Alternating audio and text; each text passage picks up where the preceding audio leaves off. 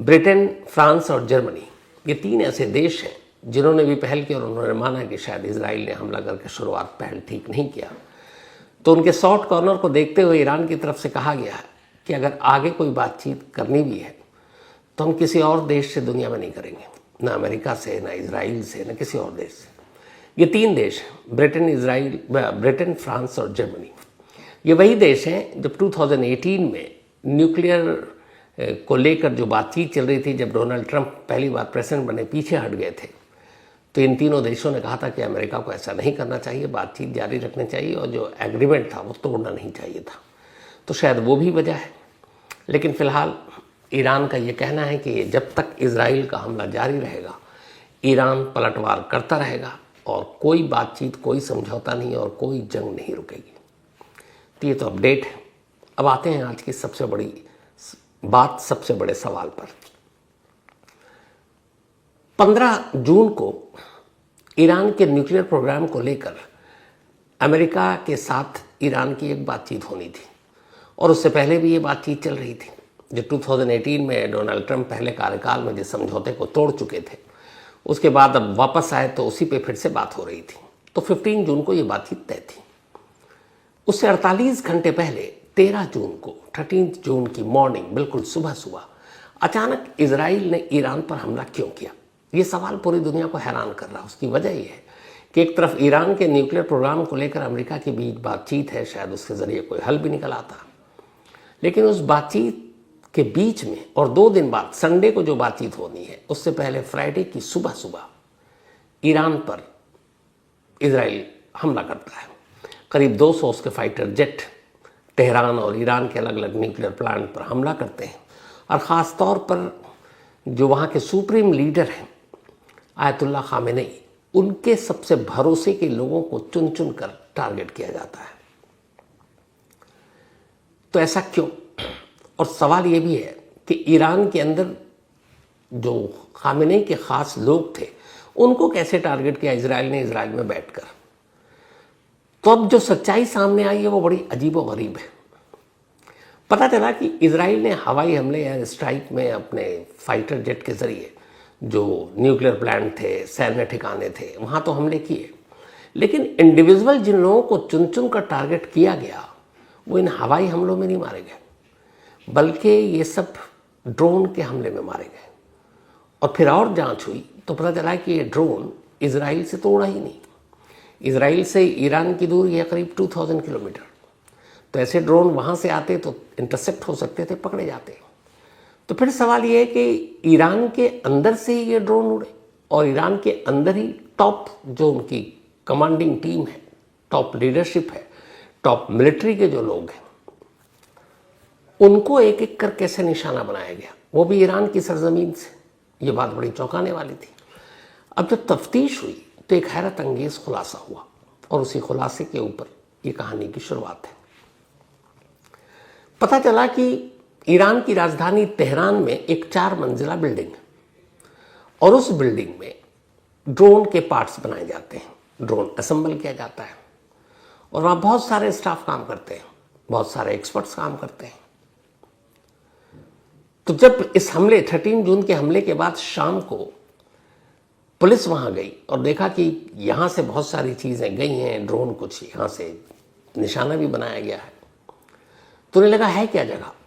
तो शुरुआत में तो पुलिस भी हैरान थी, क्योंकि उस 4 मंजिला बिल्डिंग को ये अब तक एक भ्रम था कि ईरान की सरकारी बिल्डिंग है और ईरान की सरकार की तरफ से इस बिल्डिंग में ड्रोन बनाया जाता है और यहाँ काम करने वाले सरकारी मुलाजिम हैं। और वहाँ जितने लोगों से पूछा गया उन सब ने कहा, साहब हम तो ईरान गवर्नमेंट के लिए काम करते हैं, हम तो ईरानी एजेंसी के लिए काम करते हैं, हम तो ईरान के लिए ड्रोन बनाते हैं और ये पिछले 2 सालों से हम बना रहे हैं। अब जब ये बात टॉप लीडरशिप तक गई तो फिर वहाँ से इन्वेस्टिगेशन शुरू, फिर वहाँ पहुँचे। हैरानी इस बात की थी कि इस बिल्डिंग के बारे में ईरान की इंटेलिजेंस और उनके बाकी लोगों को भी पता नहीं था। और हैरानी इस बात की थी कि जब वहाँ जो काम कर रहे थे उनको भी ये पता नहीं था कि वो स्टाफ किसके हैं, ईरानी गवर्नमेंट के या किसी और के। असल में 2 साल पहले एक साजिश रची गई थी। जब हमास, हिजबुल हूती, इन सब के बीच में उधर गजा लड़ाई चल रही थी। तो इजराइल को ये पता था कि हमास हो, हिजबुल्लाह हो, हूती हो, इन सब को हैंडल किया जा सकता है। ये लोग अगर इजराइल पर अटैक भी करते हैं तो रॉकेट के थ्रू, तो फिर उधर उनके पास एयर डिफेंस सिस्टम इतना अच्छा है कि उसको गिरा देंगे आयरन डोम के जरिए। लेकिन शुरू से इजराइल को यह पता है कि ईरान उनके लिए सबसे भारी दुश्मन हो सकता है, और ईरान ने शुरू से ही इजराइल को मान्यता देने से इनकार कर दिया। उसका कहना है यह फिलिस्तीनियों की जगह है और फिलिस्तीनियों के ऊपर जुल्म हो रहा है। तो ईरान सीधे सीधे इजराइल से एक लड़ाई रखता है। इजराइल को पता था कि हूती, हिजबुल्लाह जैसे लोगों को हैंडल करना उतना मुश्किल नहीं है, लेकिन ईरान के साथ मुश्किल है। और उससे भी डर ज़्यादा ये कि ईरान जिस तेज़ी से यूरेनियम इनरिच कर रहा है वो परमाणु हथियार बना सकता है, और जिस दिन बना लिया तो फिर इजराइल के लिए सबसे ज़्यादा खतरा है। तो अब क्या किया जाए? तो ये हुआ कि एक तो ईरान के न्यूक्लियर प्रोग्राम को रोका जाए, और दूसरा कुछ ऐसा किया जाए कि जब कभी ईरान इजराइल में जंग हो तो ईरान की सरजमीन का इस्तेमाल ईरान के ही लोगों के खिलाफ और वहाँ के टॉप मिलिट्री ऑफिशियल और न्यूक्लियर साइंटिस्ट के। बट ये कैसे मुमकिन है? कहाँ इजराइल, कहाँ 2000 किलोमीटर दूर ईरान। ये काम इजरायली खुफिया एजेंसी मोसाद को सौंपी गई। अब मोसाद ने इस पर प्लानिंग शुरू की, और ये बहुत पहले से, मतलब कई बरस लगे, 2 साल में तो ऑपरेशन शुरू हुआ है। धीरे धीरे पहले ईरान तेहरान में कुछ एजेंट ने अपने लोगों के ज़रिए वहाँ के कुछ लोगों को चुना, उन्हें अपने मिशन में अपने साथ मिलाया। और ये वो लोग थे जो 1979 की इस्लामिक क्रांति से पहले राजा पहलवी जिनकी हुकूमत थी, जिनके वंशों की, उसके लोग थे। क्योंकि राजशाही ख़त्म हो गई 1979 में इस्लामिक क्रांति के ज़रिए, फिर आयतुल्लाह खुमैनी आए वहाँ। लेकिन राजा पहलवी के बहुत सारे शुभचिंतक, उनके हमदर्द ईरान में अब भी थे। टॉप लोग ईरान छोड़कर भाग गए थे जान के खतरे की वजह से, लेकिन वो अंदर थे, और उनके अंदर अब भी बदले की आग थी कि हमारी अच्छी खासी हुकूमत छीन ली इन लोगों ने। मोसाद का काम यही है कि जहाँ पे विरोध हो, जिसके अंदर नफरत हो, उसी देश में, उसी देश के लोगों के खिलाफ ऐसे लोगों को अपना दोस्त बनाओ। तो मोसाद ने ऐसी राजा पहलवी से जुड़े हुए लोगों को एक एक कर चुनना शुरू किया। उसके बाद उन्हें अपने साथ मिलाया, अपना एजेंट बनाया। इसके बाद तेहरान में एक बिल्डिंग ली गई। उस बिल्डिंग में लेने के बाद ये हुआ कि अब यहीं से ड्रोन बनाएंगे, और इसी ड्रोन को जब ज़रूरत पड़ेगी तो ईरान की सरजमीन पर ईरान से ही ड्रोन को ईरान के ही खिलाफ इस्तेमाल करेंगे। 4 मंजिला बिल्डिंग तो बन गई है, अब बाकी तब ये दिखाया गया कि वहीं के सारे लोग, क्योंकि इजरायली जाएंगे उतने फ्लुएंट फारसी में बातचीत करना और बाकी भी कई चीज़ों में पकड़े जाने का खतरा, तो इक्का दुक्का मोसाद के तो लोग गए, लेकिन जो बाकी उन्होंने एजेंट बनाया वो उसी ईरान के लोकल लोगों को, जिनमें एक बड़ी तादाद थी राजा पहलवी के शुभचिंतकों की, जिसको मोसाद ने अपने साथ मिलाया। फिर बिल्डिंग बनी। अब कुछ खास एजेंट तो हो गए उनके साथ, अब बाकी को रखना है जो टेक्नीशियन है। तो उनको ये बताया गया कि तुम सब ईरान गवर्नमेंट के लिए काम कर रहे हो, हम यहाँ ड्रोन बनाएंगे ईरान के लिए। अब उन सबको फेक फर्जी सरकारी एम्प्लॉय के कार्ड वार्ड भी जारी कर दिए गए। अब इसके बाद उस फैक्ट्री में ड्रोन बनाने का काम शुरू तो कैसे हो, तो बाकायदा इस ऑपरेशन के तहत सूटकेसेस में छोटे छोटे स्मगल करके ईरान की बॉर्डर में ड्रोन के पार्ट्स अलग अलग भेजे गए, ताकि अगर पकड़ में आए तो पता ही नहीं चले ये पार्ट्स किसके किसके हैं। इसके अलावा ट्रक्स में बड़े बड़े जो बॉर्डर, और हर देश में थोड़ा बहुत करप्शन तो है ही है, तो वहाँ से भी उसको पार करा देते थे।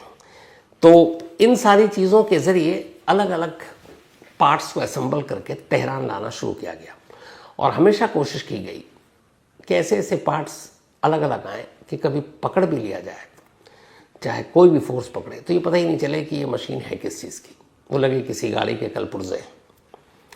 अब धीरे धीरे ये आना शुरू हुआ। 2023 तक काफ़ी कुछ असेंबल हो गया। अब वहाँ ड्रोन बनना शुरू।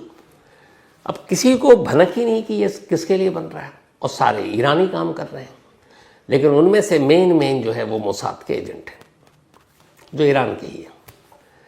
अब जब 13 जून को यह हमला होना था तो ये था कि ईरान के एयर सिस्टम को, जो है एयर डिफेंस सिस्टम को, उसको पहले चोट पहुंचाया जाए ताकि इजराइल के जो फाइटर जेट हैं वो आसानी से ईरान के आसमान में दाखिल हो और अपने अपने टारगेट को भी निशाना बनाए और निकल दें, पलटवार ना हो। तो शुरुआत होनी थी ईरान की सरजमीन से। ड्रोन ने यह काम किया, ईरान के एयर जो सिस्टम थे, डिफेंस सिस्टम, उनको नुकसान पहुंचाना शुरू किया। अब उसके बाद जेट ने भी हमला कर दिया, ऊपर इजराइल से जेट, नीचे ड्रोन से। अब इसी बीच में यहां तक तो ठीक था कि चलो एयर डिफेंस सिस्टम भी खराब हो रहा, सब हो रहा, लेकिन इस हमले के कुछ देर के बाद पहली बार दिमाग तब खटका जब ये कि ईरान के वो लोग जो सुप्रीम लीडर आयतुल्लाह खामेनी के सबसे करीबी हैं, एक एक कर उनको निशाना बनाया गया। और वो भी ऐसा नहीं कि सब एक जगह थे। सुबह का वक्त था और जो इन सबको निशाना बनाया गया, ज़्यादातर लोग तब सो रहे थे, अपने अपने घरों में या फिर होटलों में बिस्तर में थे। ईरानी रेवोल्यूशनरी गार्ड कॉर्प्स के जो commander in chief general Hussain सलामी, इनको ऐसे ही टारगेट किया गया। ये घर पे थे। कमांडर ईरानी मिलिट्री मेजर जनरल मोहम्मद बेघारी, ये भी बघेरी, बल्कि इनको भी जब निशाना बनाया गया, नींद में थे। इसके अलावा न्यूक्लियर साइंटिस्ट जाने माने वहां के मोहम्मद मेहाली, ये भी नींद में थे। तो इन सबको एक एक कर, और इसके अलावा भी और फिर नंबर 2, नंबर 3 लेयर के जो वहां के टॉप आर्मी और रेवोल्यूशनरी गार्ड के लोग थे। अब तो चूंकि सुबह सुबह हमला हुआ, इसके बाद जब छानबीन हुई कि ये सब कैसे, और ये इतने बड़े बड़े लोग कैसे, इनकी जान कैसे गई, तब हैरानी ये हुई कि ये सब इजराइल के फाइटर जेट या फिर बाकी चीज़ों से इन लोगों की मौत नहीं हुई है, बल्कि इन लोगों की मौत जिन ड्रोन के जरिए हुई, असल में वो ड्रोन तो ईरान की सरजमीन से उड़ा, यानी तेहरान से। अब सवाल है कि तेहरान से इजराइल का ड्रोन कैसे उड़ सकता है। इसी के बाद फिर जब उसके एंगल, बाकी चीज़ें देखेंगे, फिर इस 4 मंजिला बिल्डिंग की बात सामने आई, फिर वहाँ पुलिस पहुँचती है, फिर तफ्तीश होती है, तब खुलासा होता है कि जिसे अब तक ईरान सरकार का ये कि बिल्डिंग मानी जाती थी, जो ये माना जाता था कि ईरान सरकार यहाँ ड्रोन बना रही है, वो मोसाद बना रहा था। फिर एक एक कर सबसे पूछताछ हुई और आखिरकार 28, जिनमें 2 मोसाद के इजरायली रियल एजेंट वहाँ आए थे इस ऑपरेशन को अंजाम देने, और बाकी जिन्होंने हायर किया था 26। तो अब तक 28 मोसाद के एजेंट गिरफ्तार हो चुके हैं। 2 एजेंट के तो वीडियो भी आए और उनको पकड़ा गया, पूरी बातचीत चल रही है। तो ये 2 साल की प्लानिंग के बाद ईरान की सरजमीन से ही ये अटैक हुआ। आप सोचिए, एक 4 मंजिला बिल्डिंग में एक दुश्मन देश का जासूस, उसकी ऑर्गेनाइजेशन ड्रोन बना रही है और सरकार को भनक तक नहीं लगी। इससे बहुत बड़ा नुकसान हुआ। दूसरा, जब इस ऑपरेशन को अंजाम दिया गया तो मोसाद और इजराइल का ये पहले से तय था कि रिंग ऑफ फायर को तोड़ना है। अब रिंग ऑफ फायर मतलब ये कि जो भी सुप्रीम लीडर आयतुल्लाह खामेनी के सबसे करीबी और भरोसेमंद लोग हैं, चाहे वो ईरानी रिवोल्यूशनरी गार्ड कॉर्प्स के जनरल हों, हुसैन सलामी हों, या फिर न्यूक्लियर साइंटिस्ट हों, या फिर ईरानी मिलिट्री के commander major general Mohammad Bagheri हों, ऐसे सारे लोगों को, और फिर या वो लोग जो हमास की डायरेक्ट पैसे पहुंचाते हैं, फंडिंग करते हैं, हूती को मदद करते हैं, तो वो चेन तोड़ना था। इसीलिए इसका नाम रखा गया था रिंग ऑफ फायर। इसको ख़त्म करना है, तो ऐसे ही लोगों को चुनकर मारा गया। अब ये तो ऑपरेशन इधर हो गया, लेकिन इन सारे ऑपरेशन के बीच अब जो खबर आ रही है वो ये है कि मोसाद ने अपनी अकल को लगाकर यहाँ पे ड्रोन की फैक्ट्री तो चला दी नाक के नीचे तेहरान में, लेकिन शायद वो लेट हो गए, क्योंकि जिस चीज़ के लिए ये सब कुछ हुआ उसका डर ये है कि ईरान शायद वो परमाणु बम या तो बना चुका है या अगले 15 दिन में बना लेगा। न्यूयॉर्क टाइम्स की एक रिपोर्ट आई है जिसमें मोसाद के टॉप जो लोग, उनके हवाले से ये कहा गया है कि इस ऑपरेशन के बाद और वहाँ के जो इनर सर्किल में इन्होंने अपनी घुसपैठ बनाई, उसको देखते हुए मोसाद का खुद अपना क्लेम है कि ईरान इतना यूरेनियम एनरिच कर चुका है कि 90% के करीब है, और नेक्स्ट 15 डेज, अगले 15 दिनों में शायद वो न्यूक्लियर वेपन बना लेगा। अब अगर ये मोसाद की ही टॉप लीडरशिप कह रही है और सारी जगह रिपोर्ट, इस पर अमेरिका के भी मांगे गए थे कमेंट्स, तो उन्होंने कहा नहीं, हमारी रिपोर्ट के हिसाब से कम 1 साल से पहले नहीं बना पाएगा ईरान।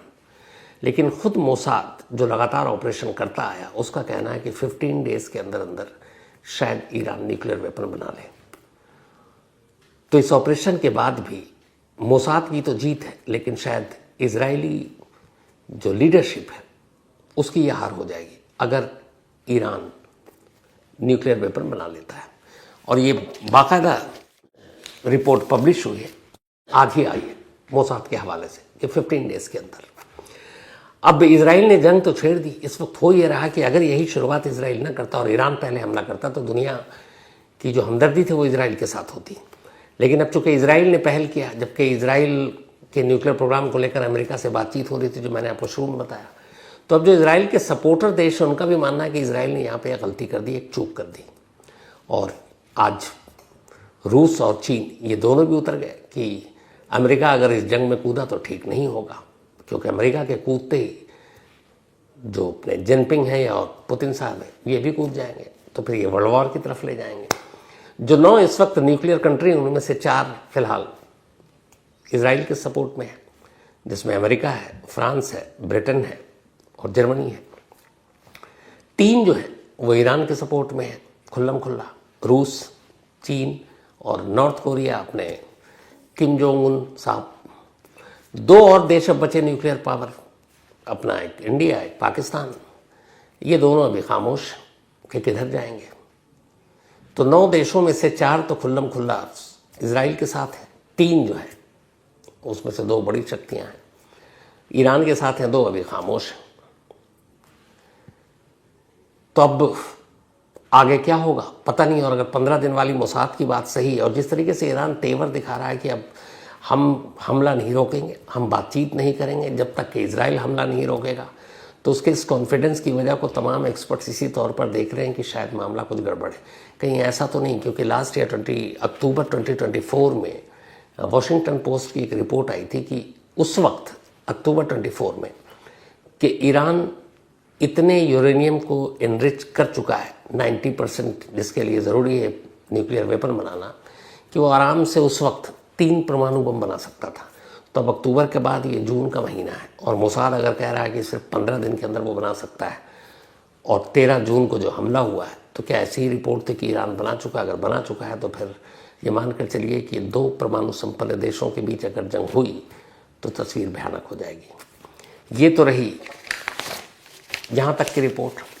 अब एक और बड़ी इंटरेस्टिंग रिपोर्ट आई है जिसको जानना इसलिए ज़रूरी है क्योंकि बहुत सारे लोग बात करते हैं जंग होनी चाहिए, जंग भड़काने की बातें करते हैं। आप मीडिया को देख ही रहे हैं। जंग का खर्चा कितना होता है और जंग में कैसी तबाही होती है, सिर्फ खर्चे के हिसाब से बता रहा हूँ। ये एक रिपोर्ट आई है। इस रिपोर्ट के हिसाब से 13 जून को इजराइल ने ईरान पर अटैक किया और 13 और 14 जून 2 दिन की ये रिपोर्ट है सिर्फ, कि इन 2 दिनों में ईरान 12,500 करोड़ रुपए इजराइल के खर्च हो चुके हैं। इजराइल के 12,500 करोड़ रुपए, यानी 1.45 अरब डॉलर सिर्फ 2 दिन का खर्चा है ये, जो ये खर्च हो चुका है। इसमें से 593 मिलियन डॉलर यानी करीब 5,000 करोड़ रुपए जो बॉम्ब गिराए हैं इजराइल ने, और जो जेट ईंधन से गए, जो जेट फाइटर जेट गए हैं उसके ईंधन के कॉस्ट, और जो बाकी की मशीनरी, मैन पावर जो इसका होता है, इन सब के ऊपर सिर्फ खर्चा है। इसके अलावा जो ईरान ने पलटवार किया और जो इजराइल में बर्बादी हुई है, तमाम बिल्डिंग, पुल, बाकी बहुत सारी चीज़ें, उसका भी खर्चा ही नहीं है। वो जोड़ेंगे तो पता नहीं कहाँ चला जाएगा। तो 2 दिन में 12,500 करोड़ रुपए इजराइल खर्च कर चुका है सिर्फ 2 दिन में। इससे आप जंग का अंदाज़ा लगाइए। और रोज़ाना जो है एवरेज इस वक्त, अब जो है एक रिपोर्ट है उसके हिसाब से, और ये किसी और ने, इजरायली के जो डिफेंस एडवाइज़र हैं ब्रिगेडियर जनरल रीम एमिनक, उनका कहना है कि पर डे इस युद्ध में अभी तक इजराइल का जो खर्चा है वो $725 मिलियन यानी 6,000 करोड़ रुपीस, ये सिर्फ बॉम्ब गिराने, फाइटर जेट को उड़ाने और बाकी चीज़ों का है। जो तबाही नुकसान है वो इसमें और शामिल कर लीजिए। अब इजराइल का जो डिफेंस बजट था 2023 में वो था $15 अरब, लेकिन ये जो भी पिछले 2 सालों में आप देखा आपने हर तरफ से जो हो रहा है इजराइल के इर्द गिर्द, 2025 में उनका डिफेंस बजट $31 अरब हो गया। यानी कहाँ 23 में $15 अरब था, कहाँ डबल से ज़्यादा 31 अरब हो गया। अब हालांकि इजराइल के पास पैसे बहुत हैं, सभी जानते हैं, लेकिन एक बड़ी हेल्प करता है इजराइल को अमेरिका। अमेरिका हर साल, अमेरिका में एक फंड है जिसका नाम है इजराइल फंड, और ये आज से नहीं बरसों से है, सरकार कोई भी आए ये फंड जारी रहता है। अमेरिका हर साल इजराइल को इस इजराइल फंड से 13,000 करोड़ रुपीस इंडियन करेंसी में देता है। हर साल 30,000 करोड़ रुपए इजराइल की मदद करने के लिए देता है। इसके अलावा वो आयरन डोम और एयर डिफेंस सिस्टम जो इजराइल का है उसके लिए हर साल 4,500 करोड़ रुपए अमेरिका इजराइल को देता। 4,500 करोड़ सिर्फ आपके जो आयरन डोम है और उसके एयर डिफेंस सिस्टम को। और अब ये जंग है तो इसके बाद ज़्यादा मदद की गुहार लगाई जाएगी। तो आज फ्राइडे है, लास्ट फ्राइडे को इसकी शुरुआत हुई थी, और फिलहाल दोनों देशों के रुख को देखते हुए लगता नहीं है कि अभी ये जंग रुकेगी। उधर अमेरिका ने यह भी कहा है कि अभी 2 हफ्ते तक वो कुछ नहीं करेगा, 2 हफ्ते बाद वो तय करेगा कि क्या इस जंग में कूदना है कि नहीं। लेकिन जिस तरीके से रूस और चीन ने आज सीधे चेतावनी दे दी है अमेरिका को कि वो इस जंग में ना कूदे, तो उम्मीद कम है कि अमेरिका शायद डायरेक्ट इजराइल की तरफ से जंग लड़ेगा, क्योंकि फिर तो बाकी देश कूद पड़ेंगे। और ब्रिटेन, फ्रांस, जर्मनी, ये वो 3 देश हैं जो चाहते हैं कि बातचीत से इस मसले का फिर हल निकले। और ईरान ने भी कहा कि अगर वो कभी बात करेगा, अगर उसका मन किया तो सिर्फ इन 3 देशों से करेगा और किसी से नहीं, वो अमेरिका से ही बात नहीं करेगा। जंग से किसी का भला हुआ नहीं, तो मैं सिर्फ यही कह सकता हूँ कि चाहे कोई किसी से बात करे, कोई भी रास्ता निकले, जंग रुकनी चाहिए, थमनी चाहिए, बंद होनी चाहिए, क्योंकि इसमें मारे जाते हैं बेकसूर आम लोग। कुछ नेताओं की अपनी महत्वाकांक्षा होती है और उसकी बलि ऐसे बेकसूर लोगों से ली जाती है। तो फिलहाल इस कहानी में आज इतना ही। 27 सितंबर की बात है। इजराइल के प्राइम मिनिस्टर बेंजामिन नेतन्याहू उस दिन न्यूयॉर्क में थे। यूनाइटेड नेशन की जनरल असेंबली चल रही थी, तमाम देश के राष्ट्रीय अध्यक्ष वहाँ अपनी अपनी बात रखने के लिए जा रहे हैं। हमारे प्राइम मिनिस्टर नरेंद्र मोदी भी पहुंचे थे अमेरिका, न्यूयॉर्क, उन्होंने भी अपना संबोधन दिया। 27 को नेतन्याहू की बारी थी और वो यूएन को संबोधित करने वाले थे, और यूएन के जरिए तमाम दुनिया भर के अलग अलग देशों को।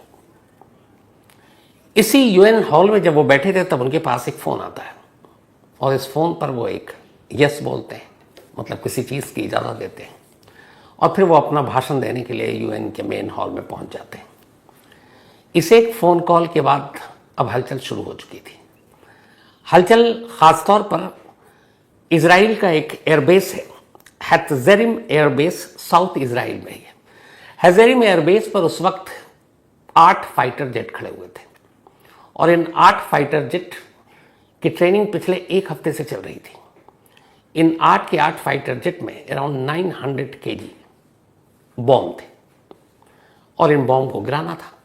लेकिन 8 के 8 जो फाइटर जेट थे उनके पायलट को ये मालूम नहीं था कि इस बॉम्ब को गिराना कहाँ है, टारगेट क्या है, लोकेशन क्या है, किसी को नहीं बताया गया।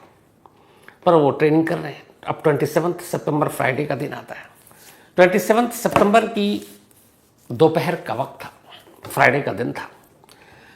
अचानक मोसाद के जरिए इस्राएली आर्मी और वहाँ की सरकार, उन तक कोई खबर मिलती है। खबर यह कि हिजबुल्लाह चीफ हसन नसरुल्लाह दोपहर के बाद बैरूत के साउथ एरिया में एक दही करके जगह है, वहाँ पर एक हिजबुल्लाह के टॉप कमांडर की एक खुफिया मीटिंग लेने वाला है। लोकेशन एकदम सही बताया गया और सटीक, और फिर उसके नक्शे भी मिले और कहा गया कि यहीं पर है। 27 सितंबर फ्राइडे का दिन और आफ्टरनून में। अब ये सारी चीज़ें खबर मिल चुकी थी इजरायली सेना को, इजरायली गवर्नमेंट को, मोसाद को।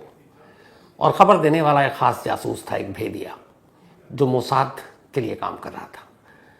लेकिन हैरानी की बात यह थी कि वो जासूस कोई और नहीं बल्कि एक ईरानी था। वही ईरानी जो हिजबुल्लाह को सबसे ज़्यादा पनाह देता है, जो हिजबुल्लाह का संरक्षक है। हिजबुल्लाह को तमाम हथियार, फाइनेंशियल मदद करना ये ईरान करता है। हिजबुल्लाह को हिजबुल्लाह बनाने में ईरान का रोल रहा है। और उसी ईरान का एक जासूस मोसाद के साथ मिलकर काम कर रहा है। पिछले कई सालों से मोसाद नसरुल्लाह का लोकेशन पता करने की कोशिश कर रही थी। लेकिन दिक्कत यह थी कि हसन नसरुल्लाह कभी सार्वजनिक तौर पर, खुले तौर पर पब्लिक अपीयरेंस देता ही नहीं था। मतलब वो खुलकर कभी सामने नहीं आया, क्योंकि मालूम है कि आज के टेक्नोलॉजी के जरिए, मोबाइल के जरिए, सैटेलाइट के जरिए लोकेशन पता चल सकता है और फिर ड्रोन अटैक या एयर स्ट्राइक के जरिए जान जा सकती है। और ऐसे कई हमले हो चुके हैं।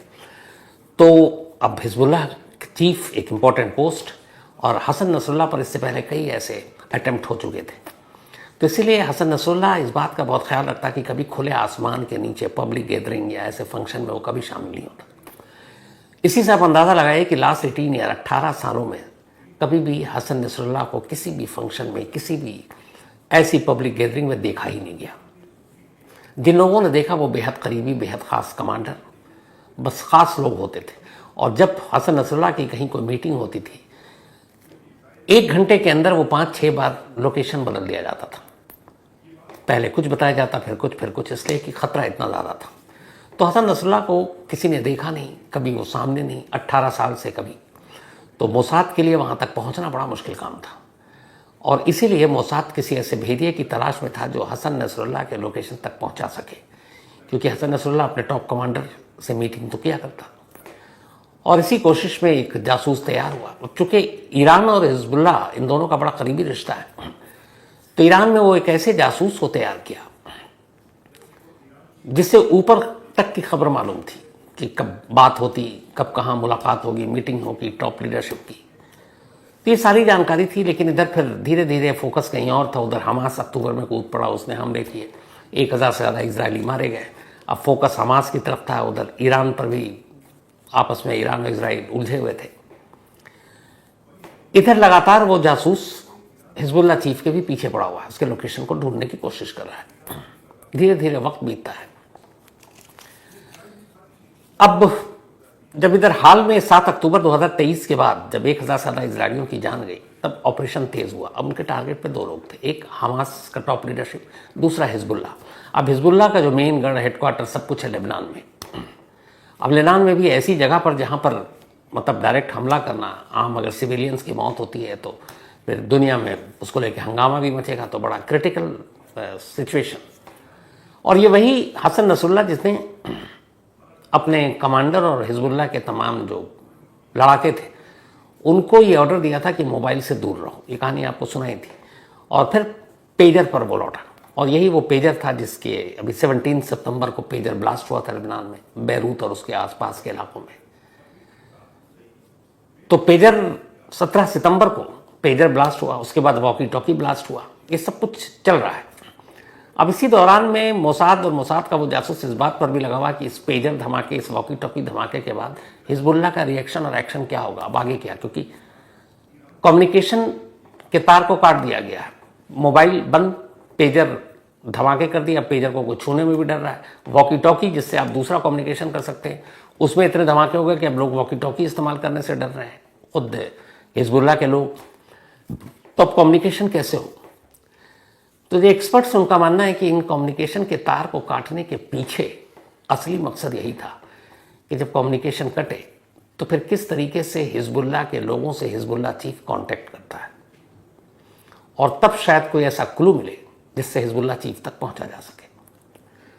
ये सिलसिला चलता रहा और अचानक पेजर ब्लास्ट के बाद अगले 1 हफ्ते में कुछ इंपॉर्टेंट इंफॉर्मेशन मिला। वो ये कि बैरूत में ही और अभी भी वही है हिजबुल्लाह चीफ। अब इजरायली जो फोर्सेस हैं वो सब तैयार हैं कि एक बार एक्यूरेट लोकेशन मिल जाए तो फिर धावा बोला जाए। लेकिन यहाँ कि एक्यूरेट मिलना चाहिए, क्योंकि मौका एक मिलेगा। अगर नाकाम हुआ तो फिर हिजबुल्लाह चीफ कहाँ गायब होगा, दोबारा फिर उसे ढूंढना, 18 साल तो वैसे ही हो गए, तो फिर पता नहीं कब कहाँ कैसे उसको ढूंढा जा सके। तो यहाँ ये था कि ऑपरेशन एक ही बार में कामयाब होना चाहिए, इन्फॉर्मेशन बिल्कुल सटीक होनी चाहिए, जगह बिल्कुल एक्यूरेट बताया जाना चाहिए। अब इन सब के पीछे लगे हुए हैं और इस कोशिश में कि थोड़ा थोड़ा कुछ सुराग मिल रहा है, इजराइल के फाइटर जेट रिहर्सल कर रहे हैं कि कहीं किसी बिल्डिंग पर बॉम्ब गिराना है। तभी उन्हें खबर मिलती है कि हिजबुल्लाह चीफ जो है वो जब भी कोई ऐसी मीटिंग करता है, उसे मालूम है ड्रोन से एयर स्ट्राइक से हमला हो सकता है, तो वो किसी घर या बिल्डिंग या किसी ऐसी जगह पर नहीं बल्कि ज़मीन के अंदर बहुत गहरे बंकर के अंदर रहता है। कुछ बंकर ऐसे हैं जो 60 फीट गहरे हैं और उसके अंदर, ताकि बॉम्ब का असर ना हो। इसी बीच अमेरिका ने कुछ बंकर बस्टर भी एक्सप्लोसिव बना रखे थे, मतलब ऐसे बॉम्ब जब ऊपर से गिरते हैं तो ज़मीन के अंदर घुस जाते हैं और ज़मीन के अंदर घुसने के बाद तब उनमें ब्लास्ट होता है। ऐसे नहीं कि ब्लास्ट हुआ और फिर गड्ढा हुआ, नहीं, वो बॉम्ब सीधे गिरता है और सीधे ज़मीन के अंदर जाता है और ज़मीन के अंदर एक ख़ास दूरी पर जाने के बाद उस ज़मीन के अंदर उसमें धमाका होता है। तो इससे वो जो सारे बंकर हैं वो बर्बाद हो जाते हैं। मई में बाइडेन सरकार से जब ये गाज़ा में और ये सारी चीज़ें चल रही थी, हमास के बाद तनावपूर्ण माहौल, तब इजराइल ने मदद मांगी थी अमेरिका से और अमेरिका ने इजराइल को करीब 2000 केजी बॉम्ब दिए थे अलग अलग तरह के मदद के लिए, ताकि इजराइल अपना डिफेंड कर सके।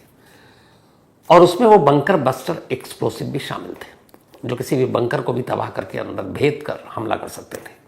ये मई में इसी साल मिला इजराइल को। अब इजराइल को मिल गया। अब इजराइल इधर सारा अपना उसका फोकस है उस ईरान के जासूस पर जो सही लोकेशन बताए दे देकर एक वही सुराग। इंतज़ार किया जाता रहा। पेजर बम और वॉकी टॉकी में धमाके ने थोड़ा सा रास्ता साफ किया। अब ये हुआ कि सब बिखरे हुए हैं, सब अलग अलग हैं, कई लोगों की जान चली गई, कम्युनिकेशन का तार सिस्टम कट गया। अब कैसे क्या किया जाए, आगे की प्लानिंग क्या होगी। तो ये उम्मीद थी मोसाद को कि आगे की प्लानिंग के लिए कोई ना कोई एक टॉप लेवल की मीटिंग होगी और उस मीटिंग में हम जो हिजबुल्लाह चीफ है वो खुद होंगे। लेकिन वो मीटिंग कहाँ होगी। अब ये सबसे बड़ा रोल था उस जासूस का जो मोसाद तक ये खबर पहुँचाए। और आखिरकार वो ईरानी जासूस, उसको अचानक पता चलता है लास्ट वीक कि फ्राइडे को बेरूत से साउथ में एक एरिया है दही, उसी दही में एक मीटिंग बुलाई गई है हिजबुल्लाह के टॉप कमांडर्स की और ख़ास लोगों की। और सबसे बड़ी बात यह है कि इसमें हिजबुल्लाह चीफ मौजूद होंगे। ये खबर जैसी उसे मिली उसने पास किया, मोसाद, फिर इजराइल मिलिट्री और फिर इजराइल की गवर्नमेंट तक ये बात गई। अब मीटिंग है, अभी तक टाइम और लोकेशन पता नहीं है।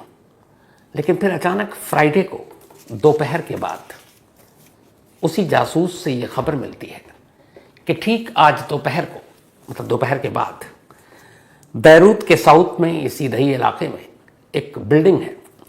6 घरों को मिलाकर एक कंपाउंड बनाया, मतलब एक कंपाउंड के अंदर 6 घर हैं और उस घर रिहायशी इलाका है, वहाँ लोग रहते हैं। और उसी कंपाउंड के बीच में नीचे एक बंकर है और वो बंकर 60 फीट गहरा है और उसी बंकर के अंदर हिजबुल्लाह चीफ के आने की उम्मीद है और वहीं ये मीटिंग होगी। हर तरह से क्रॉस किया गया, पता चला हाँ ये मीटिंग है।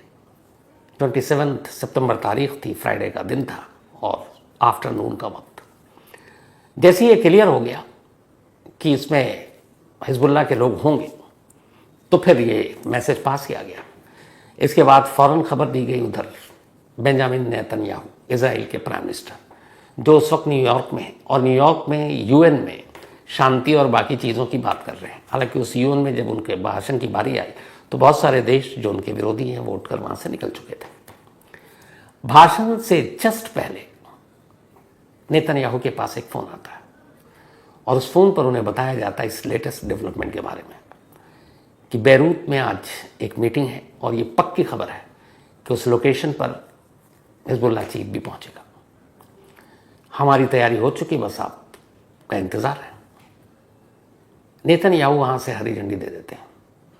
जैसे ही वो हरी झंडी देते हैं, इसके बाद अब इजराइल के इसी हेत्ज़ेरिम एयरबेस से 8 फाइटर जेट उड़ान भरता है। इन 8 के 8 फाइटर जेट को अभी तक पता नहीं है कि उन्हें करना क्या है, बट उन्हें मालूम है कि उस फाइटर जेट में अराउंड 900 kg बॉम्ब है और इसमें बंकर बस्टर एक्सप्लोसिव भी शामिल है।